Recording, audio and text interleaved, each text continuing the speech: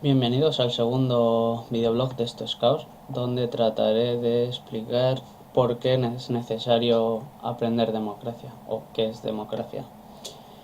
Esto lo saco de un libro, El saber del ciudadano, de Aurelio Arteta. Él compila una serie de artículos que giran en torno a esta cuestión y a la cuestión de la democracia.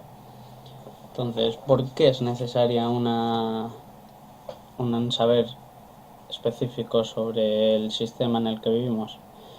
Primero porque nos lo impone como sistema, no solo nos consagra y nos protege unos derechos, sino que también nos impone unos deberes. Y para la democracia es necesario este saber.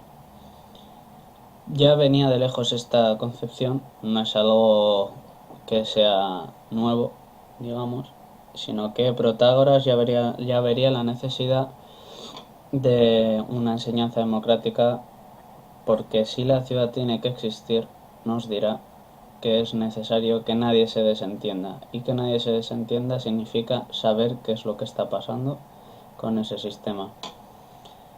Entonces, su principal argumento para sostener esto es básicamente que este saber es de una naturaleza diferente a los demás saberes.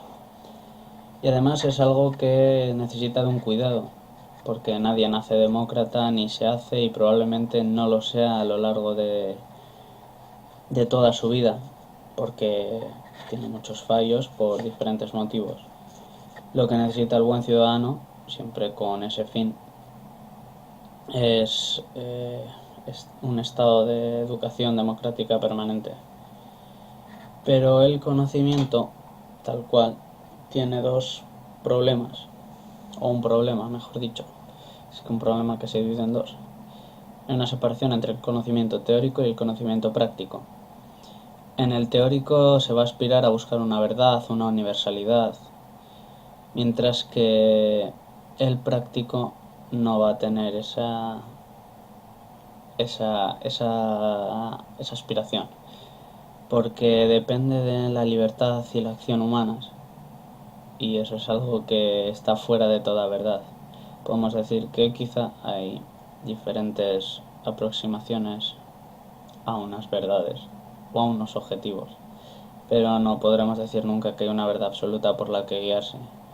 Ese es el gran problema, entre otros, de los fascismos o de los regímenes totalitarios, mejor, que te proponen una verdad absoluta, y si no la aceptas, eso es lo que pasa.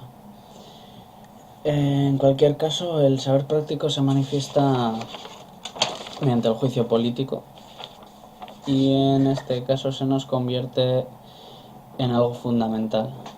Tanto es así que es constitutivo de la vida política. Entonces, lo que necesitamos es comprender que la democracia se convierte en una institución gigantesca de educación y autoeducación del ciudadano, y apela a la verdad, o sea, a la actividad, perdón, de cada uno, y sobre todo a la opinión, ya que en la ausencia de verdad se toma la opinión de todos como importante. No valen todas las opiniones, obviamente, pero sí que cuentan. También por ello tenemos que cimentar al máximo nuestros juicios, tenemos que darles un valor máximo a lo que hacemos, a lo que leemos, a lo que dejamos de hacer también, para que nuestras opiniones, para que nuestros juicios tengan un mayor peso argumentativo. Entonces, importante, y esto sobre todo por el tema que nos concierne, es distinguir entre el ámbito privado y el ámbito público. Y es que en el ámbito privado nosotros tomamos unas decisiones que nos afectan a nosotros o a un grupo limitado de personas, mientras que en el público nuestras decisiones son válidas para todos, válidas en el sentido de que afectan a todos. Con lo cual es muy importante saber que una decisión como una no decisión afecta. Y como una no decisión podemos entender el no ir a votar. En cualquier caso, el esfuerzo educativo es necesario. Primero porque es lo que nos hará libres de verdad. Nosotros podremos responder ante manipulaciones, ante propaganda partidista, podremos tener una mayor visión de los problemas. También nos será iguales esta educación, ya que de lo contrario seremos individuos sujetos a otros que tienen un mayor saber. Y sobre todo hay que suponer en una democracia que sus participantes son razonables. Y de esta razonabilidad depende que la educación política tenga mayor o menor cabida dentro de una sociedad.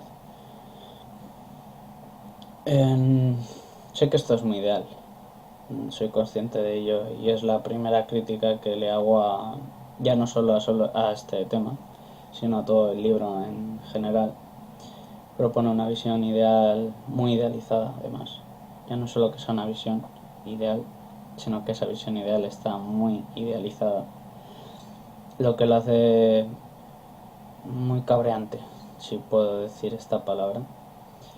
Cabrea mucho leer este libro y la verdad que no merece mucho la pena porque nos apela a situaciones que sabemos que son realmente falsas.